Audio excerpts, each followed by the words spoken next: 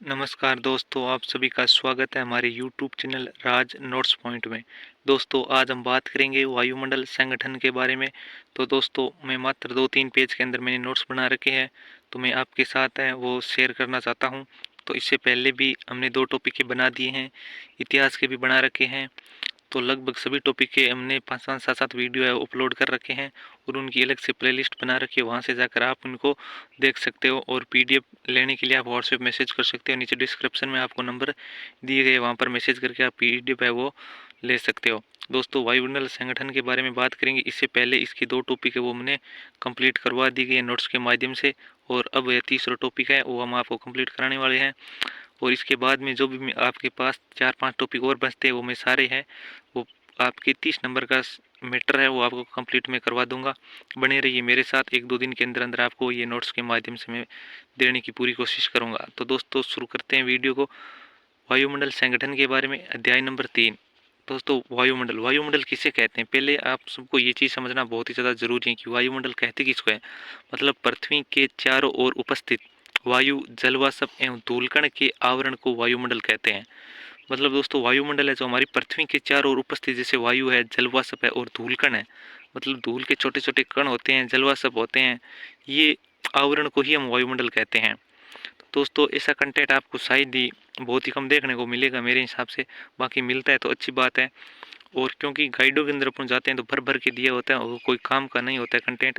अपन को सीमित चीज़ें पढ़नी है तभी सिलेक्शन होता है, वरना चाहे पढ़ते रहो कुछ इससे मतलब नहीं है। मेरी तो राय यही है, आप सीमित मैटर पढ़ो और अच्छा पढ़ो। वायुमंडल वायुमंडल मतलब पृथ्वी के चारों ओर उपस्थित वायु, जलवाष्प एवं धूलकण के आवरण को वायुमंडल कहते हैं।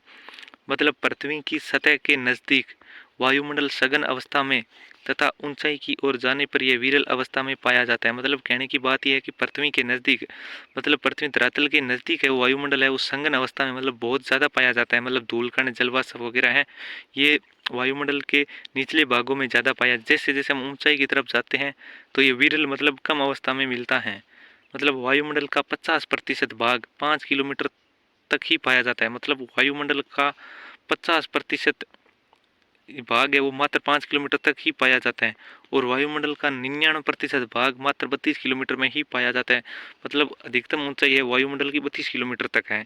ये चीज़ आप समझ सकते हो अच्छे से। मैंने दो टॉपिक है, दो दिए तथ्य, वो बहुत ही ज़्यादा महत्वपूर्ण। मतलब वायुमंडल का 50% भाग 5 किलोमीटर तक ही पाया जाता है। मतलब 50% भाग कितने किलोमीटर तक पाया जाता है, ये क्वेश्चन बन सकता है इस बार, तो ध्यान रखना। और वायुमंडल का 99% भाग मात्र 32 किलोमीटर तक ही पाया जाता है। तो दोस्तों, आगे बात करते हैं वायुमंडल के संगठन व संरचना के जानकारी के स्रोत। मतलब हमें वायुमंडल की मतलब क्या है, कैसे इसकी जानकारी हमें कहाँ से मिलती है, इन चीज़ों के बारे में बात करते हैं। मतलब रॉकेट हैं, रडार हैं, रेडियो है, तरंगे हैं, गुब्बारे हैं, उपग्रह है व सेंसर आदि से हमें वायुमंडल संगठन की संरचना की जानकारी मिलती है। मतलब वायुमंडल की जानकारी हमें किससे प्राप्त होती है, इस चीज़ के बारे में कहा गया। इसलिए रॉकेट हैं, रडार हैं, रेडियो है, तरंगे हैं, गुब्बारे हैं, उपग्रह हैं व सेंसर आदि हैं।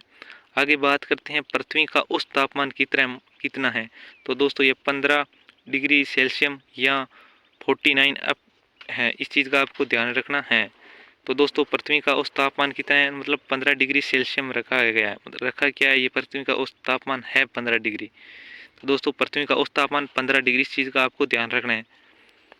वायुमंडल संगठन के स्रोत, वायुमंडल के संगठन के कौन कौन से स्रोत है, मतलब किन किन से मिलकर बना है। एक तो वायु, मतलब वायु को ही हम पूर्ण गैस कहते हैं। एक जलवाष्प, जलवाष्प को आर्द्रता कहते हैं और आर्द्रता को ही नमी कहते हैं। एक होता है धूलकण, धूलकण को ही हम इंग्लिश में एरोसोल्स भी कहते हैं। वायुमंडल, वायुमंडल संगठन के स्रोत कौन कौन से हैं, आप एक बार ध्यान से भी पढ़ लोगे ना तो आपको यहाँ पर रटने की कोई आवश्यकता नहीं है, फिर भी याद हो जाएगा, क्योंकि अंतिम समय है। अब मात्र 10-15 दिन ही बचे हैं आपके एग्जाम को, तो इस बार पढ़ लिया तो ये समझो आपके दिमाग में छप गया सीधा डायरेक्ट। मैंने पिछले एग्जाम में जो भूगोल के क्वेश्चन आए थे, 12 क्वेश्चन आए थे, वो मैंने सारे क्वेश्चन है वो अपलोड कर रखे हैं, आप जाकर प्लेलिस्ट में देख सकते हो आराम से। मतलब किस प्रकार से क्वेश्चन पूछे गए थे, मेरे नोट्स के अंदर सारे क्वेश्चन मिल जाएंगे। मैंने उसी प्रकार से नोट्स बनाए, ज़्यादा इसमें मैटर कचरा भरने की मैंने कोशिश नहीं की है। आगे बात करते हैं वायुमंडल संगठन के स्रोत, मतलब वायु गैसें, एक होता है जलवाष्प और एक होता है धूलकण। पहले बात करते हैं गैसों के बारे में। मतलब वायु मतलब गैसें, पृथ्वी पर सबसे ज़्यादा गैस कौन सी पाई जाती है, मतलब वायुमंडल में कौन सी गैस सर्वाधिक पाई जाती है। नाइट्रोजन गैस सर्वाधिक पाई जाती कितनी, 78% पाई जाती है। आप ऐसे मत कर देना 78.01, ऐसे याद रखने की आपको कोई आवश्यकता नहीं है। आपको इतना डीपली नहीं पूछा जाएगा, आपको सीधा पूछा जाएगा वायुमंडल में सर्वाधिक गैस कौन सी है, नाइट्रोजन। 2 नंबर पे ऑक्सीजन, 3 नंबर पे ऑर्गन। तो दोस्तों 3 नंबर और 4 नंबर को आप ध्यान रखना, क्योंकि ये ऊपर नीचे कर सकते हैं। जब भी आपको पूछा जाएगा तो ये गैस ऊपर नीचे आएगी, जरूर आएगी। क्योंकि यहाँ जब भी क्वेश्चन पूछा जाता है तो 3 नंबर पे आपको ओजोन दे देता है और 4 नंबर पे ऑर्गन दे देता है। इस चीज़ को आपको ध्यान में रखना बहुत ही ज़्यादा जरूरी है। 1 नंबर पे कौन सी है, नाइट्रोजन। आप ऐसे मत कर देना 2 नंबर पे ऑक्सीजन, आप ऐसे मत कर देना कि कार्बन डाइऑक्सीजन कर दो, नहीं, यहाँ 2 नंबर पे ऑक्सीजन ही है। इस चीज़ का आपको बहुत ज़्यादा ध्यान रखना है। 1 नंबर पे नाइट्रोजन, 2 नंबर पे ऑक्सीजन और 3 नंबर पे ऑर्गन, 4 नंबर पे ओजोन है, 5 नंबर पे हाइड्रोजन है और 6 नंबर पे जिनोन है। तो दोस्तों ओजोन को हम क्या कहते हैं, इसे पृथ्वी का सुरक्षा कवच भी कहते हैं। इस चीज़ को ध्यान, मतलब ओजोन गैस को क्या कहते हैं, पृथ्वी का सुरक्षा कवच भी कहते हैं। 1 नंबर पे नाइट्रोजन, 2 नंबर पे ऑक्सीजन, 3 नंबर पे ऑर्गन और 4 नंबर पे ओजोन है। नाइट्रोजन 78%, ओजोन 21% और ऑर्गन 0.93%। मतलब सर्वाधिक सक्रिय गैस और सर्वाधिक एक्रिय गैस तो होती है ऑर्गन और सर्वाधिक सक्रिय गैस होती है ओजोन। और ये तीनों गैस हैं, मतलब ये स्थिर तथा अपरिवर्तनशील गैसें हैं। ये तीनों 99% गैसें, मतलब ये मात्र 3 गैस है, जैसे नाइट्रोजन, ऑक्सीजन और ऑर्गन, ये संपूर्ण पृथ्वी की 99% गैसें हैं। ओजोन, हाइड्रोजन और जिनोन ये 1% गैस हैं जो अस्थिर तथा परिवर्तनशील गैसें हैं। तो आगे बात करते हैं कि सबसे भारी गैस कौन सी होती है। दोस्तों सबसे भारी गैस है वो कार्बन डाइऑक्साइड, CO2 गैस है। ये ग्लोबल वार्मिंग के लिए जिम्मेदार गैस कौन सी है, CO2 है। दोस्तों आपने बहुत बार पढ़ा होगा कि ग्लोबल वार्मिंग के लिए गैस कौन सी है, CO2 है। आप O2 मत कर देना, इस चीज़ का आपको ध्यान रखने की बहुत ज़्यादा आवश्यक है। सबसे भारी गैस कार्बन डाइऑक्साइड, CO2, इसे ही हम ग्लोबल वार्मिंग के लिए जिम्मेदार गैस मानते हैं। सबसे हल्की गैस हाइड्रोजन, सबसे हल्की गैस कौन सी, हाइड्रोजन। सबसे भारी कार्बन डाइऑक्साइड, जैसे नाम ही बड़ा है आप समझ सकते हैं, इसमें कार्बन डाइऑक्साइड मतलब बड़ा नाम है तो फिर गैस भारी होगी। और हल्की हाइड्रोजन हल्की गैस है, हल्की मतलब है और है से हाइड्रोजन। इस प्रकार आप याद कर सकते हो, क्योंकि मात्र 10-15 दिन बच्चे, इसी प्रकार से आप याद करके अच्छा स्कोर ला सकते हो। आगे बात करते हैं, अंटार्कटिका महाद्वीप पर प्रति वर्ष 7% की दर से ओजोन की सांद्रता में कमी आ रही है। मतलब कितने प्रतिशत से कमी आ रही है, 7% की दर से कमी आ रही है। और 2 नंबर है इसका संगठन के स्रोत हैं जलवाष्प, मतलब जलवाष्प को हम नमी भी कहते हैं। जलवाष्प का वाष्पित रूप जलवाष्प यहाँ आर्द्रता कहलाता है। मतलब जलवाष्प की ये डेफिनेशन है, मतलब जलवाष्प का वाष्पित रूप जलवाष्प यहाँ आर्द्रता कहलाता है। जलवाष्प वायुमंडल के निचले भागों में अधिक पाया जाता है। मतलब जलवाष्प है ये वायुमंडल के निचले भागों में अधिक पाया जाता है, ऊपर बहुत ही विरल अवस्था में आपको मिलता है। धरातल के 5 किलोमीटर तक 90% जलवाष्प पाया जाता है। मतलब धरातल के 5 किलोमीटर तक ही 90% जलवाष्प है वो पाया जाता है। तो आगे बात करते हैं, वायुमंडल में जलवाष्प की मात्रा परिवर्तनशील है, जो कि स्थान, समय व ऊंचाई के अनुसार बदलती है।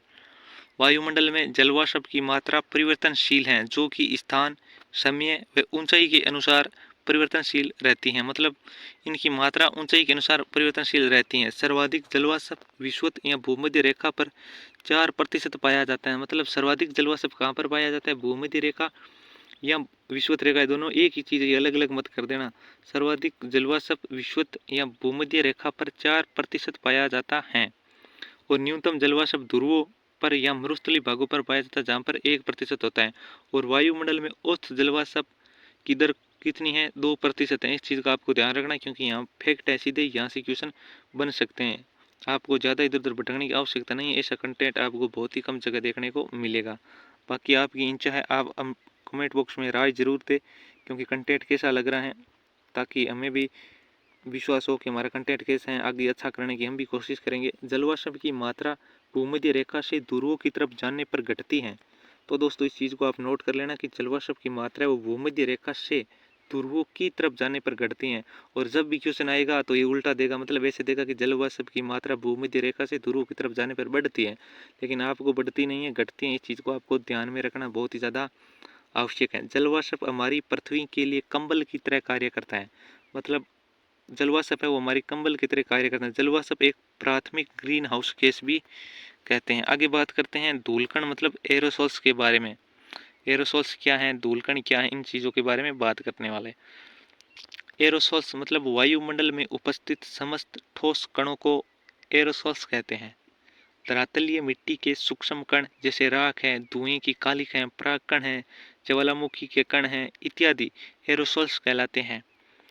मतलब एरोसोल्स या धूलकण किसे कहते हैं, मतलब वायुमंडल में उपस्थित समस्त ठोस कणों को एरोसोल्स कहते हैं।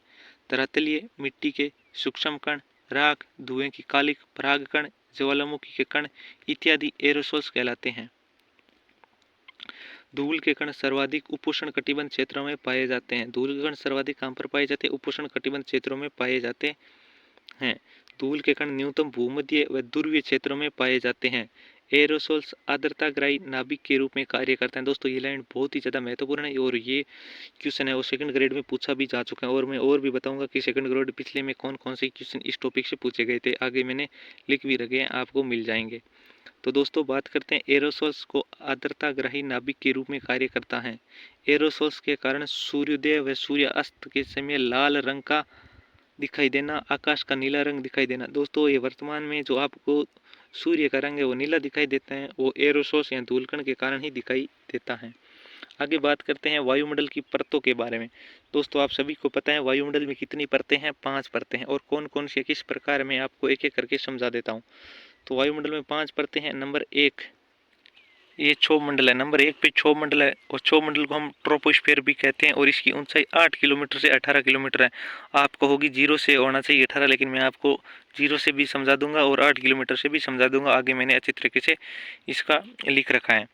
1 नंबर पे आती है क्षोभ मंडल, 2 नंबर पे आती है समताप मंडल। समताप मंडल को स्टेरोस्फीयर भी कहते हैं। ये 18 से 50 किलोमीटर होती हैं और समताप मंडल को ही हम ओजोन मंडल कहते हैं क्योंकि यहाँ पर ओजोन की सर्वाधिक मात्रा में पाई जाती है 18 से 50 किलोमीटर के बीच। नंबर 5 मध्य मंडल। तो दोस्तों देख सकते हो 2 ऊपर हो गए और 2 नीचे, ये 3 नंबर बीचों बीच है तो मध्य मंडल इसका नाम रखा गया है। इसको हम मेसोस्फीयर भी कहते हैं। ये 50 से 80 किलोमीटर है। और आगे बात करते हैं आयन मंडल। आयन मंडल मतलब तापमंडल, ये सर्वाधिक तापमान इसी मंडल के अंदर होता है। इसको हम आइनोस्फीयर या थर्मोस्फीयर भी कहते हैं। ये 80 से 640 किलोमीटर तक है इसका विस्तार। और अंतिम मंडल है हमारा बहिर्मंडल, या इसको हम आयतन मंडल या इसको हम चुंबकीय मंडल कहते हैं। इसी से क्वेश्चन पूछा गया था, वो मैंने आगे लिख रखा है, आपको बता दूंगा कि कौन सा क्वेश्चन किस प्रकार पूछा गया था। बहिर्मंडल, बहिर्मंडल को हम आयन मंडल, इसको हम चुंबकीय मंडल कहते हैं। इसको हम एक्सोस्फीयर भी कहते हैं। ये 640 किलोमीटर से ऊंचाई तक भी पाई जाती है। वायुमंडल की परतों की उपस्थिति का सर्वप्रथम विचार मेरान ने किया था। ये भी क्वेश्चन बन सकता है, आप ध्यान में रखना। तो दोस्तों यहाँ पर आपको इंग्लिश के नाम है उनको भी ध्यान में रखना। मैं आपको इंग्लिश के नाम है थोड़ी सी एक हिंट दे देता हूँ, आपको याद रहेगा। मतलब देखिए क्षोभ मंडल, क्षोभ मंडल का ट्रोपोस्फीयर, ये तो आपको याद रखना ही है, सभी को पता है। आगे बात करते हैं समताप मंडल। सम मतलब अस, तो ये देखो स्ट्रोफेयर, स्ट्रोफेयर कहते हैं, मतलब समताप मंडल एस, एस से याद रहेगा। बाद मध्य मंडल मेसोस्फीयर मतलब एम, मध्य मंडल। आयन मंडल देखो आई से याद कर सकते हो और बहिर्मंडल मतलब एक्स है। मतलब आपको इतनी हिंट दे दी, इसके बाद में आप कभी भूल नहीं सकते, आपको बार बार पढ़ने की आवश्यकता ही नहीं है। मैं मैं तो मेरे हिसाब से याद कर रहा हूँ, आप अपने हिसाब से याद कर सकते हो। तो अब बात करते हैं क्षोभ मंडल के बारे में। मतलब क्षोभ मंडल क्या है, कहाँ तक पाए जाते हैं और इसमें कौन कौन सी घटनाएं घटित होती हैं, इनके बारे में बात करने वाले हैं। मतलब इस मंडल का विस्तार ध्रुवों पर 8 किलोमीटर तथा विषुवत रेखाओं पर 18 किलोमीटर क्षोभ मंडल की औसत ऊंचाई होती है। मतलब क्षोभ मंडल का विस्तार है, ध्रुवों पर तो इसकी ऊंचाई 8 किलोमीटर तक होती है तथा विषुवत रेखा पर इसकी ऊंचाई वो 18 किलोमीटर होती है। और इस क्षोभ मंडल की औसत ऊंचाई है वो 13 किलोमीटर है। दोस्तों ध्यान रखना, ध्रुवों पर है वो 8 किलोमीटर है, क्योंकि ध्रुव ऊपर होते हैं तो इनकी 8 किलोमीटर है, जबकि विषुवत रेखा तो ये इसकी 18 किलोमीटर ऊंचाई है। लेकिन इसकी औसत ऊंचाई की बात करें तो 13 किलोमीटर। ये 3 फैक्ट एक साथ बन रहे हैं, क्लियर हो रहे हैं, आपको ध्यान में रखना है। इस मंडल में भारी गैसें जैसे जलवाष्प तथा धूलकण भारी मात्रा में पाए जाते हैं। मैंने पहले ही बताया था ये वायुमंडल के निचले भागों में पाया जाता है, तो इसी प्रकार इसमें मैंने एकदम आपको लाइन टू लाइन लिख रखा है। मतलब इस मंडल में भारी गैसें, जलवाष्प तथा धूल के कण भारी मात्रा में पाए जाते हैं। इसी कारण इस मंडल में मौसमी सभी परिवर्तन होते हैं। इस मंडल को परिवर्तन मंडल तथा संवहन मंडल भी कहते हैं। ग्रीष्म काल में क्षोभ मंडल की ऊंचाई बढ़ जाती है तथा शीत ऋतु में ऊंचाई घट जाती है। ऐसा संवहन धाराओं के कारण होता है। तो दोस्तों ग्रीष्म काल में क्षोभमंडल की ऊंचाई है वो बढ़ जाती है तथा शीत ऋतु में इसकी ऊंचाई है वो घट जाती है। ऐसा किस कारण होता है? मतलब समय धाराओं के कारण होता है। क्षोभमंडल की सबसे महत्वपूर्ण विशेषता ऊंचाई के साथ तापमान में गिरावट आती है। मतलब क्षोभमंडल जैसे जैसे हम ऊंचाई की तरफ जाते हैं तो हम यहाँ पर गिरावट आती है। जैसे अपन माउंट आबू में जाते हैं तो वहाँ पर तापमान गर्मी के मौसम में गिरावट आपको देखने को मिलती है। इस मंडल में प्रति 165 मीटर की ऊंचाई पर 1 डिग्री तापमान घट जाता है या 1000 मीटर मतलब 1 किलोमीटर की ऊंचाई पर 6.5 डिग्री तापमान घट जाता है या 1000 मीटर किलोमीटर की ऊंचाई पर 3.6 अब तापमान घट जाता है। इस प्रकार क्वेश्चन पूछा जा सकता है, आपको ध्यान में रखना है। आगे बात करते हैं क्षोभमंडल के ऊपरी सीमा तक तापमान -45 डिग्री से -80 डिग्री तक चला जाता है। क्षोभमंडल में कम दूरी की हवाई जहाजें भी चलती है। मतलब कम दूरी की चलती हवाई जहाजें इसके अंदर नहीं चलती, आपको ध्यान में रखना है। कम दूरी की हवाई जहाजें ही चलती हैं इसके अंदर। क्षोभमंडल के ऊपर 1.5 से 2 किलोमीटर चौड़ी पट्टी को क्षोभ सीमा कहते हैं। यहाँ पर मौसम संबंधी परिवर्तन स्थिर हो जाते हैं। क्षोभमंडल वायुयान के लिए महत्वपूर्ण है। तो दोस्तों मतलब क्षोभ सीमा है वो वायुयान के लिए महत्वपूर्ण है। क्षोभमंडल की बात नहीं हो रही, यहाँ पर क्षोभ सीमा की बात हो रही, ये वायुयान के लिए महत्वपूर्ण है। आगे बात करते हैं समताप मंडल के बारे में। तो समताप मंडल को ओजोन मंडल भी कहते हैं और इसको इंग्लिश में स्ट्रेटोस्फीयर भी कहते हैं। तो दोस्तों समताप मंडल मतलब ओजोन मंडल। यहाँ पर ओजोन गैस है वो भारी मात्रा में यहाँ पर पाई जाती है। इसकी समताप मंडल की ऊंचाई है क्षोभ सीमा से 50 किलोमीटर तक इसकी ऊंचाई है।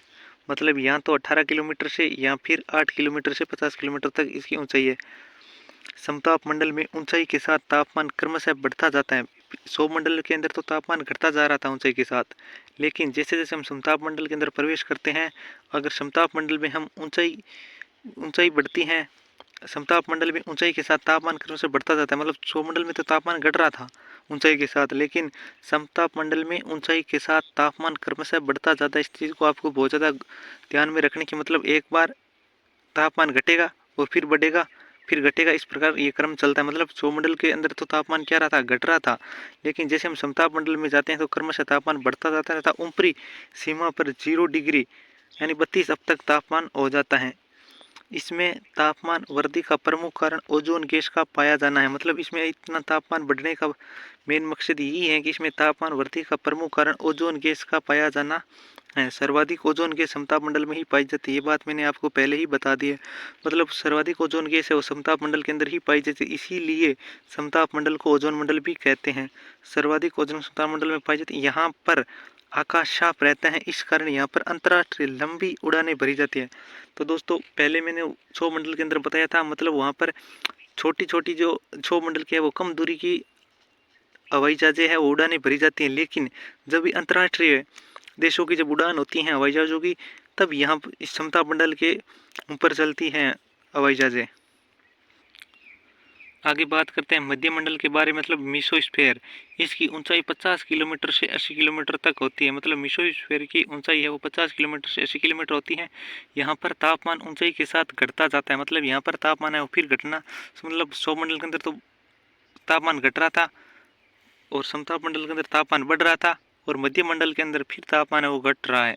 मतलब यहाँ पर तापमान 0 डिग्री से -100 डिग्री तक हो जाती है। सबसे ठंडा मंडल है, मतलब मध्य मंडल है ये सबसे ठंडा मंडल है। यहाँ सबसे माइनस के अंदर मतलब -100 डिग्री तापमान हो जाता है। ये सबसे ठंडा मंडल कौन सा है? मध्य मंडल। इस चीज़ का आपको ध्यान रखना। इस मंडल में अंतरिक्ष से आने वाली उल्काएं पाई जाती है। मतलब इसके अंदर आप मेन को दो ही चीज़ ध्यान रखने हैं इस मध्य मंडल के अंदर। यहाँ पर अंतरिक्ष से आने वाली उल्काएं हैं वो पाई जाती हैं और एक ये सबसे ठंडा मंडल है। इसके बाद में बात करते हैं आयन मंडल या ताप मंडल या आयनोस्फीयर मंडल के बारे में। यानी इसकी ऊंचाई 80 किलोमीटर से 640 किलोमीटर तक है। यहाँ पर उपग्रह स्थापित किए जाते हैं। यहाँ पर तापमान ऊंचाई के साथ बढ़ता जाता है तथा तापमान -100 डिग्री से +1100 सेंटीग्रेड डिग्री तक हो जाता है। फिर भी तापमान महसूस नहीं होता है क्योंकि यहाँ गैसें विरल अवस्था में पाई जाती है। मतलब यहाँ गैसें बहुत ही कम मात्रा में पाई जाती है, इसलिए तापमान यहाँ पर हम महसूस नहीं कर सकते कि इतना तापमान हो सकता है। यहाँ देखो तापमान माइनस से +1100 डिग्री सेल्सियस तक तापमान हो जाता है। मतलब इतना हाई टेम्परेचर होने के बाद भी अपन को पता नहीं चलता है क्योंकि यहाँ गैसें विरल अवस्था में पाई जाती हैं। यहाँ पर रेडियो तरंगे आयन मंडल से ही परिवर्तित होकर पुनः पृथ्वी पर लौटती हैं। मतलब जो रेडियो तरंगे होती हैं ये यहीं से वापस आयन मंडल में पुनः लौटती हैं। संचार की दृष्टि से आयन परत महत्वपूर्ण, मतलब क्वेश्चन ऐसे भी बन सकता है कि कौन सी परत संचार के लिए महत्वपूर्ण, मतलब आयन मंडल के लिए। आयन मंडल को 4 परतों में विभाजित किया गया है, मतलब आयन मंडल है उसके भी 4 परतें हैं, मतलब उसके 4 उपभाग है। कौन कौन से? एक तो होती है डी परत, ई परत, एफ परत और जी परत, ये 4 परतें हैं। मतलब डी परत की ऊंचाई 80 से 100 किलोमीटर तक होती है। इसमें दीर्घ ध्वनि तरंगों का परावर्तन होता है। मतलब डी के अंदर कौन सी होती है? दीर्घ का। तो आपको इस चीज़ का अच्छे से ध्यान रखना है। डी तरंग इसी 80 किलोमीटर से 100 किलोमीटर दीर्घ ध्वनि तरंगों का परावर्तन। ई परत, तो आगे बात करते हैं दोस्तों ई परत के बारे में। इसकी ऊंचाई 100 किलोमीटर से 150 किलोमीटर तक यह मध्यम ध्वनि तरंगों का परावर्तन होता है। आगे बात करते हैं अप तरंग के बारे में। इसकी ऊंचाई 150 से 380 किलोमीटर तक यह लघु तरंगों का परावर्तन होता है। आगे बात करते हैं जी तरंग के बारे में। ये 380 से 640 किलोमीटर तक होती है। इसमें सभी प्रकार की ध्वनि तरंगों का परावर्तन होता है। आयन मंडल के ऊपरी भाग में ऑरोरा की घटना होती है। दोस्तों इस चीज़ का ध्यान रखना, मतलब आयन मंडल के ऊपरी भाग में ऑरोरा की घटनाएं होती हैं। उत्तरी ध्रुव पर चमकने वाले इस प्रकाश को उत्तरी ध्रुव ज्योति या सुमेर ज्योति भी कहते हैं, मतलब ऑरोरा बोरिस भी कहते हैं। दक्षिणी ध्रुव पर चमकने वाले इस प्रकाश को दक्षिणी ध्रुव या ज्योति कुमेर ज्योति भी कहते हैं। आगे बात करते हैं बहिर्मंडल या चुंबकीय मंडल। यहाँ से सेकंड ग्रेड के अंदर जो भी सितंबर में एग्जाम हुआ है, 7 सितंबर को एग्जाम हुआ था अष्टी का, उसके अंदर ये क्वेश्चन पूछा गया था यहाँ से। और मैं बताता हूँ क्या पूछा गया, आप मेरे साथ बने रहो। मतलब यहाँ से पूछा गया था बहिर्मंडल चुंबकीय मंडल, इसको ही हम कहते हैं एक्सोस्फीयर भी कहते हैं। इसकी ऊंचाई 640 किलोमीटर से अधिक ऊंचाई तक ये होती है। मतलब इस मंडल में चुंबकीय क्षेत्र का अधिक प्रभाव रहता है। इस मंडल को वोन एलन विकिरण पेटियां पाई जाती है। ये क्वेश्चन पूछा गया था, मतलब कौन से मंडल में वोन एलन विकिरण पेटियां पाई जाती हैं। तो दोस्तों ये क्वेश्चन सेकंड ग्रेड में पूछा जा चुका है। इस चीज़ को ध्यान रखने, मतलब ऐसे ऐसे क्वेश्चन पूछे जाते हैं। मेरे ने इतने अच्छे नोट्स बनाए हैं क्योंकि यहाँ पर सेकंड ग्रेड लेवल के आपको क्वेश्चन मिल रहे हैं। अगर आपको नोट्स चाहिए तो व्हाट्सएप पर आप मैसेज करें, हम आपको नोट्स वो सेंड करने की पूरी कोशिश करेंगे। और हमारी क्या कमी रहती है वो भी आप बताएं ताकि हम कुछ अच्छा कर सके। आगे बात करते हैं सममंडल, मतलब ये तो कंप्लीट हो गया बहिर्मंडल। ये 2 लाइन मैंने अलग से लिख रखी क्योंकि यहाँ से कभी कभार क्वेश्चन बन सकता है। मतलब सममंडल 80 किलोमीटर की ऊंचाई तक होता है। मतलब सममंडल के अंदर 3 मंडल आते हैं। कौन से? क्षोभ मंडल, समताप मंडल और मध्य मंडल आते हैं। जबकि विषम मंडल के अंदर 2 मंडल आते हैं। ये 80 किलोमीटर से अधिक ऊंचाई तक होता है। इसमें आयन मंडल तथा बहिर्मंडल शामिल होते हैं। तो दोस्तों आपको हमारा कंटेंट कैसा लगा आप ज़रूर बताएं और आप नीचे कमेंट करके अपनी राय ज़रूर दें ताकि हम अच्छा कंटेंट लाने की पूरी कोशिश करते हैं। और मैं आपको बता दूं कि कल हमारा कौन सा टॉपिक रहने वाला है। तो दोस्तों कल हमारा टॉपिक रहेगा वायुदा, पेटिया एवं पौने। ये 4 नंबर हमारा टॉपिक रहेगा। और जो 2023 के अंदर रीट के अंदर जो क्वेश्चन पूछा गया वो भी मैंने लिख रखा है, मैं आपको कल बताऊँगा। तब तक के लिए धन्यवाद।